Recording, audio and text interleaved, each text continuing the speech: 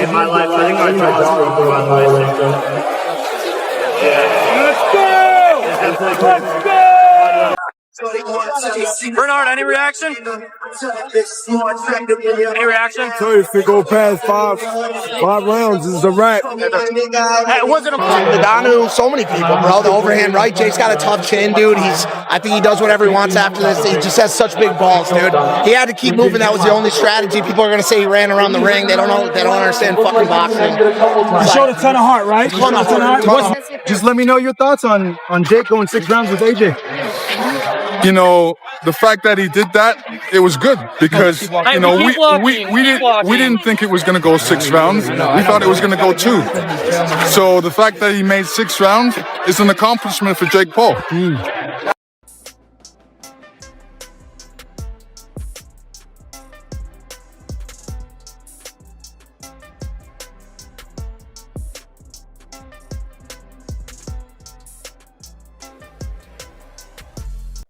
I mean, I expected Jake to fight the way he fought. Right. You know, trying to stay away. You don't know if how long that's going to last. You know, Joshua has something to say about that. So you don't know, but I'm not shocked. I'm not surprised. Right. Were you, I don't know, impressed by anything Jake did? Maybe I mean, he took a right hand to heavyweights have taken. And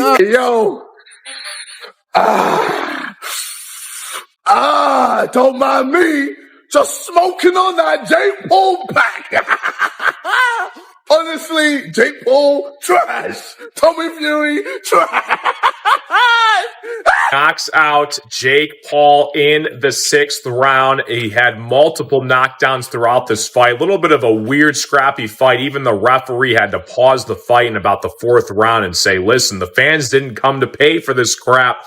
And Joshua handles Jake the business, the 2-time heavyweight champion of the world. Jake. What up, brother? What'd you think, brother? Y'all can't say Jake Paul don't got heart, bro. wow, incredible, right? I mean, he kept taking the right hands, the left hooks. What did you think? You can't say Jake Paul don't got heart, bro. It's good, bro. You the old guy now. That's crazy. Hey, so what are you going to do? What are you going to do? This 4 rounds. You've lost every single one of them. You've lost every single round.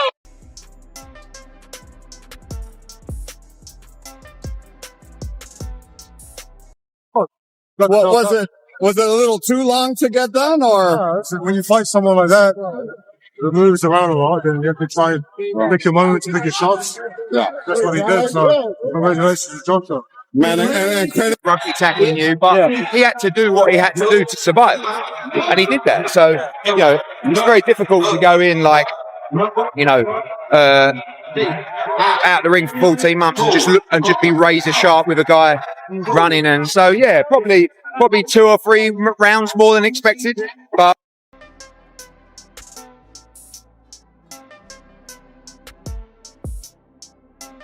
Got up after the first knockdown. No, Jake is tough. He's tough. He's tough. The first couple shots didn't land clean. The last one landed clean. Where does Jake go from here? Like he said, he need a rest. Take some time off. Enjoy the fruits of his labor.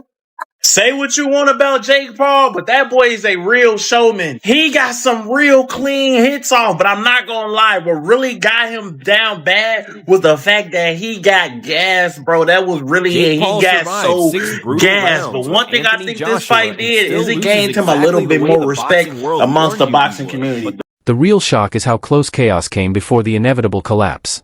Everyone thought this would end in 2 rounds. It didn't, and that's the problem. Stay right here because the reason why changes everything. Boxing insiders gave their guesses before the bell even rang. And what they said sounds crazy until you see what really happened. One man said Jake Paul would knock AJ out. Another said AJ would destroy him. And one of them was totally wrong for a scary reason. Tyson Fury went first and caused a huge stir online by saying Jake Paul would knock Anthony Joshua out cold. No debate, no second thoughts, £1 million on it. That one comment changed the story. That confidence wasn't by accident. Wait until you hear what Fury noticed that no one else did. Fury didn't just pick Jake. He said AJ was finished while Paul is getting bigger, stronger, and more dangerous than ever. That's mind games. That's bait. And AJ heard every single word. Then Alexander Usyk cut through the hype like a knife and said the scariest thing of the whole build-up. If Anthony Joshua wants, he will kill this guy. Not beat him. Not outbox him, kill him. Usyk compared Joshua to a Rolls-Royce and Jake Paul to a Fiat. And that wasn't trash talk. That was a warning. One mistake can change lives. One clean hit ends careers. And this is why people were really scared of this fight. Deontay Wilder didn't just pick Joshua. He hinted the whole thing felt like a script. And that one comment shook the event. Weight difference, fame, money. That's how you make danger. Wilder reminded everyone this was the first time Jake Paul fought a real active pro, not legends past their prime. This wasn't fun anymore. This wasn't cute anymore. This was real punches. David Haye went even further and said Joshua could do terrible, lasting damage. Damage that doesn't go away after the check clears. He begged for a careful referee. Because if AJ traps Jake on the ropes, it could be his last day ever. That's not hype, that's fear. Conor Benn respected Jake's bravery, but said his mind went straight to one thing. Have the ambulance ready. Then he stopped and said, maybe, just maybe, there's a 10% chance. That 10% is what keeps people watching. That 10% is what sells the fight. And that 10% is exactly how legends fall.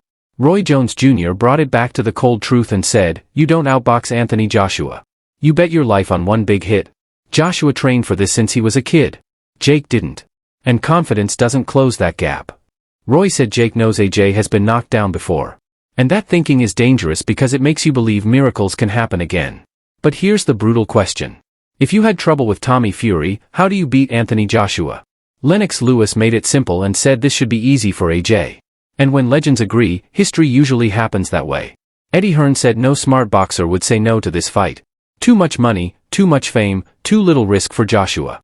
Hearn said the plan was to knock Jake out as fast as possible because anything else would be a disaster. Going the distance would be embarrassing. Losing would be terrible. And surviving still wouldn't make Jake the winner. And here's the twist nobody wants to say. Jake Paul didn't win the fight, but he won something else. And in the next update, you're going to find out exactly why this loss might have changed boxing forever. Because this loss didn't hurt Jake Paul's brand, it made it bigger. And that's what has promoters scared right now. He didn't win on the scorecards. He won attention. And attention is the real championship belt. Jake Paul showed you don't have to dominate to stay in the spotlight. You just need to last long enough for people to start doubting. 6 rounds was the crack in the armor, and cracks are where revolutions begin. The boxing purists hate this part, but the numbers don't lie. More eyes watching, more drama, more money, and suddenly the sport has a problem. It can't fight it away because now every fighter sees the plan. You don't have to be the best. You just have to be brave enough to step in. And being brave enough keeps the cameras rolling. Here's the part nobody is saying out loud yet. Jake Paul lost to Anthony Joshua and still walked out stronger than half the division. That scares champions. That scares promoters. That scares the old guard. And behind closed doors, talks have already changed. Bigger names, bigger risks, bigger paydays.